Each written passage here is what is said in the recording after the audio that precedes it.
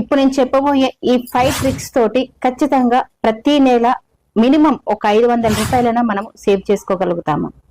Online లో మాత్రం ఎట్టి పరిస్థితుల్లో ఫుడ్ అనేది ఆర్డర్ చేయకండి. ఇలా మీరు ఆన్లైన్ లో ఫుడ్ ఆర్డర్ చేయడం కనుక తగ్గించారనుకోండి, అట్లీస్ట్ మినిమం ఒక 200 రూపీస్ అయినా మీకు నెలలో మిగులుతాయి కదా. ఇక రెండవ సీక్రెట్ వచ్చేసి, మామూలుగా అయితే ఆఫర్స్ పెట్టినప్పుడు టెంప్ట్ అయిపోయి ఆ వస్తువును కొనుక్కోకండి. కానీ మీకు ఏ వస్తువు అయితే అవసరం ఉందో ఆ వస్తువుని ఖచ్చితంగా ఆఫర్ లోనే కొనుక్కోండి.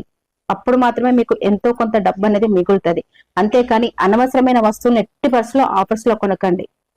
ఇక మూడవ సీక్రెట్ వచ్చేసి, మీకు రోజులో కనీసం 50 రూపాయలు కాకపోయినా అట్లీస్ట్ ఒక 20 రూపాయలైనా మీరు పిగ్గీ బ్యాంక్ లో వేసుకునేలాగా ప్లాన్ చేసుకోండి. ఇలా చేసుకున్నా కూడా మీకు నెల చివరికి వచ్చేసరికి 600 రూపాయలైనా అవుతాయి కదా.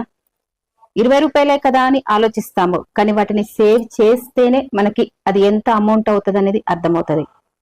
ఇక నాలుగవ సీక్రెట్ వచ్చేసి, బుక్స్ కానీ లేకపోతే కొన్ని థింగ్స్ కానీ మనము సెకండ్ హ్యాండ్ వస్తువులు వాడితే ఏం పెద్దగా పరాకేం ఉండదు. అందుకే మీకు ఏదైనా మరీ అవసరం ఉంటే కొన్ని సెకండ్ హ్యాండ్ కొనుక్కోవడానికి ప్రిఫర్ చేయండి. సెకండ్ హ్యాండ్ కొనుక్కున్నంత మాత్రాన ఏదో నామోషిగా ఫీల్ అవ్వకండి. బుక్స్ లాంటివి కొన్ని థింగ్స్ సెకండ్ హ్యాండ్ కొనుక్కోండి. అలా కొనుక్కుంటే మీకు ఎంతో కొంత డబ్బు అనేది సేవ్ అవుతుంది. ఇక ఐదవ సీక్రెట్ వచ్చేసి, ఆన్లైన్ లో మీరు ఏదైనా కొనేటప్పుడు కానీ లేకపోతే షాపింగ్ చేసేటప్పుడు కానీ యూపీఐ క్యాష్ బ్యాక్స్ లేకపోతే రివార్డ్ పాయింట్స్ లాంటివి ఖచ్చితంగా యూజ్ చేయండి.